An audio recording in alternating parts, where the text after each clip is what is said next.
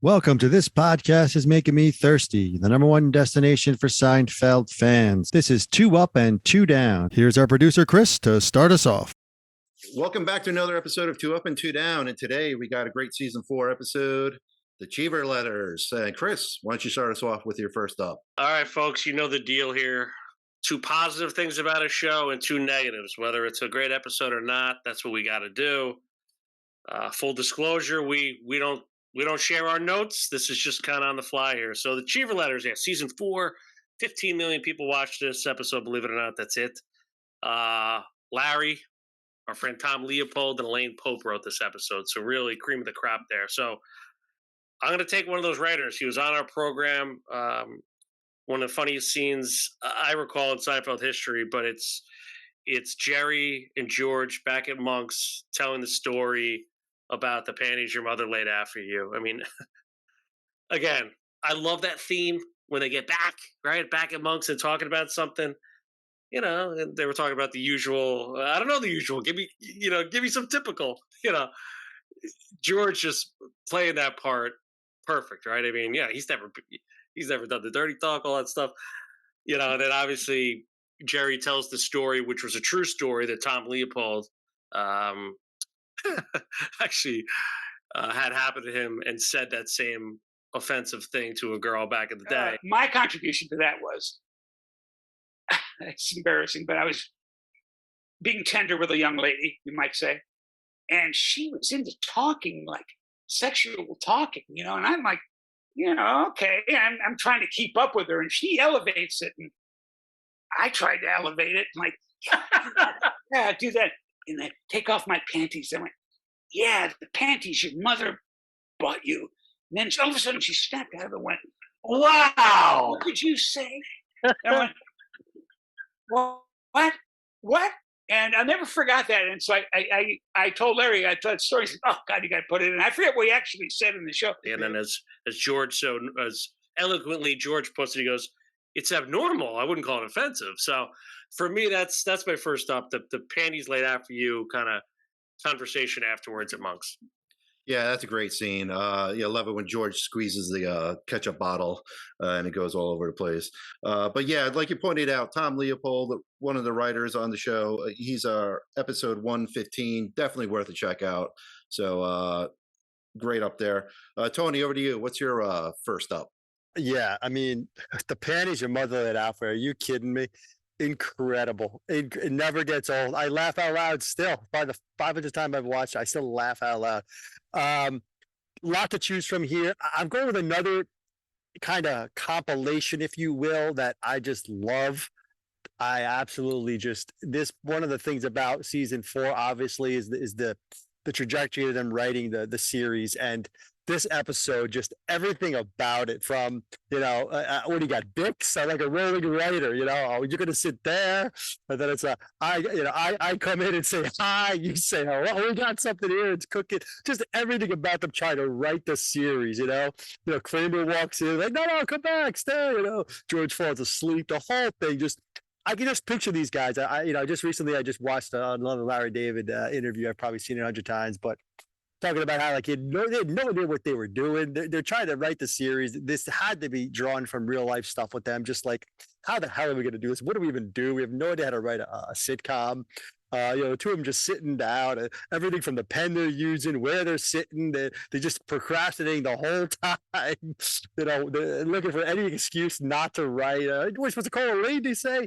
So the whole up here is basically the two of them, sitting down to write the Jerry pilot, and this is where it all kind of starts in season 4, and so many great scenes throughout season 4 that show that. This is up there for me. I'll always say Rolling Writer. That's one of my classics. So that's my up. Yeah, great scenes there. So yeah, good up there, Tony. Chris, back to you. What's your second up? Yeah, so funny. Like Kramer coming in. Oh, you guys are working. No, come in. It gets me every time. Second up, I'm gonna go with the first dinner with the Rosses.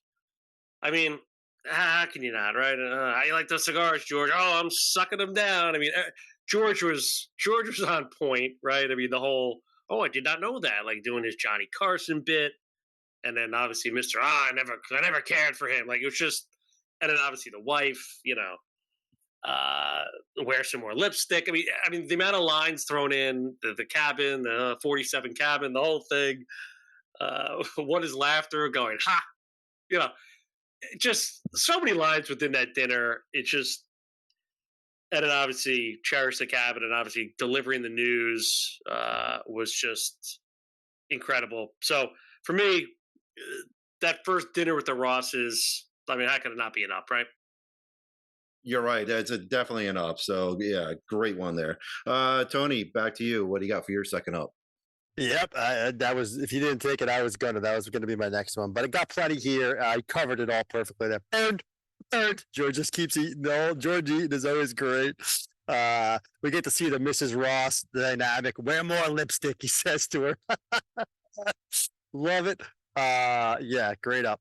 I'm gonna kind of go a little further. Then for my next up is obviously the reveal, the John Cheever reveal. It doesn't get better than this in sitcom history. I mean, reading the letter, Jerry and George behind, George looking at his watch, the faces they're making while it's getting red is incredible. It brought me to orgasm, and the whole thing. Just onward and upward as in time is what he's indicating here, and then just the two of them so uncomfortable. Just this news is getting revealed right in front of him while she's reading the letters out loud. I mean, you're watching that live. The last thing you're expecting to happen in this scene is what happens, and that's also what makes it incredible. The fact that they choose John Cheever, just everything about it's great. Just the Jerry George dynamic, particularly. Love their faces. If you just rewatch that scene again, just look at George and Jerry going back and forth with each other, just so uncomfortable with everything going on. Perfect scene, just awkwardness all around. So that's my second up. Oh yeah, it's such a great scene. Like Ricky, the son, Dad, you and John Cheever, and just great stuff there all around. So yeah, excellent scene. Chris, so we're going to go back to you. We're going to do the downs now. What do you got for your first? Yeah, luckily, I talk a lot about relatability. Thankfully, that scene was not relatable. Okay, so that's what made it. Made it very funny. So downs, you got to pick at lines when you have some of these great episodes, and just the scene Tony just mentioned. Believe it or not, the line, "Come in the house, you wipe your wheels." I don't know. Was that needed? I thought that could have got cut on the editing floor. I think Mrs. Ross had just enough. She didn't need to kind of belittle her, sister-in-law, whatever she was there, who looked like George. So for me, the wipe your wheels line, I don't know, never really, I always remember it, but never really sat well with me. So for me, first down. All right. Good point there. Tony, back to you. What's your first down? Yeah, so I didn't write a lot down. He just took one. I say that a lot on these episodes that I'm keen on. So I totally agree. And I didn't like Ansel. I actually didn't like the brother Ricky either, to be honest with that. Those two of that part of the scene, I don't love. Reminds me of Chandler a little bit from Friends. I don't know why that guy was rubbing the wrong way. Something about no need for him either. No need for either of them really to be there. Feel like it's just kind of piling on, trying to get more jokes. And to Harris' point, it's kind of unnecessary. Hey there, young fella, George says. Kind of funny, I guess, but the wheelchair line could do without. Listen, I got two left, so hopefully he doesn't take one of the next his next one. But my next one, I'm going to go with the bigger one, I think, here. It is Kramer getting the Cubans. Listen, as great as this episode is, again, I say this a lot. You give Michael Richards anything, and he'll make it work. But they don't give him a lot here to go with. He meets the Cubans. They like the jacket. They call back to this jacket so many times in Seinfeld. They go to that well just so many times.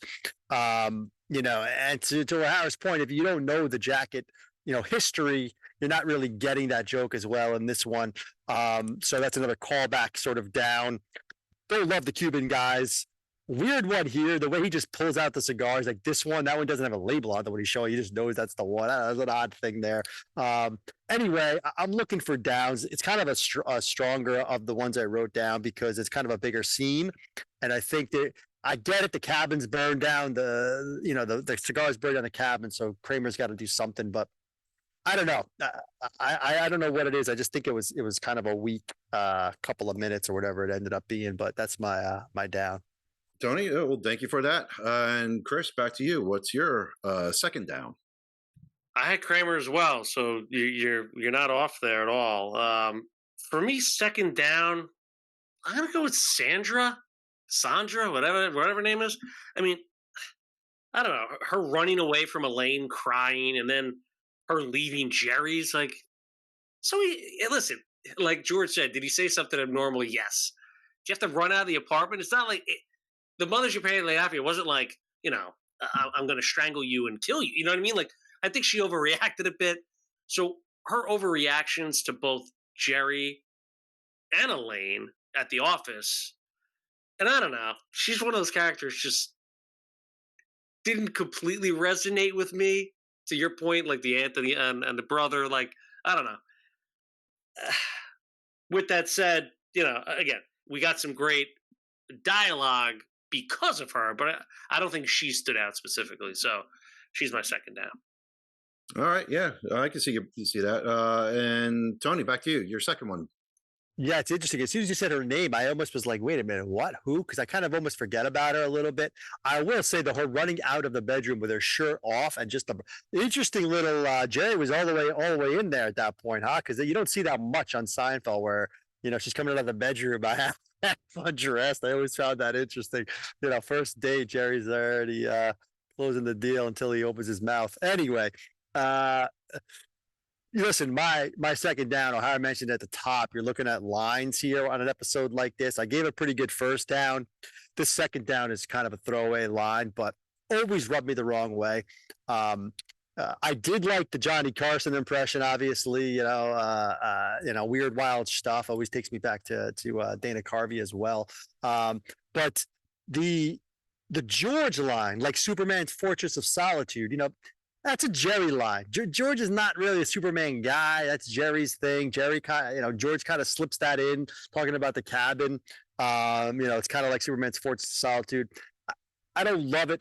I guess George is channeling his best Jerry, awkward situation with the parents, first time meeting them. He's just throwing out material. He's got his Carson. Now he's doing Superman. So I get it. But if I'm looking for downs, I want something to throw away here. I'm gonna give that as a down. I think that's kind of out of character for George per se. They always got to kind of cram Superman in. That's their thing. I get it, but never a fan of it really, to be honest with you. So that's my second down.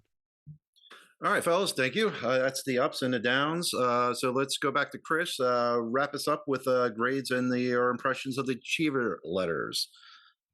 Yeah, I feel that's an interesting down. Not that you're really killing the line, but it was out of character. So that makes sense there.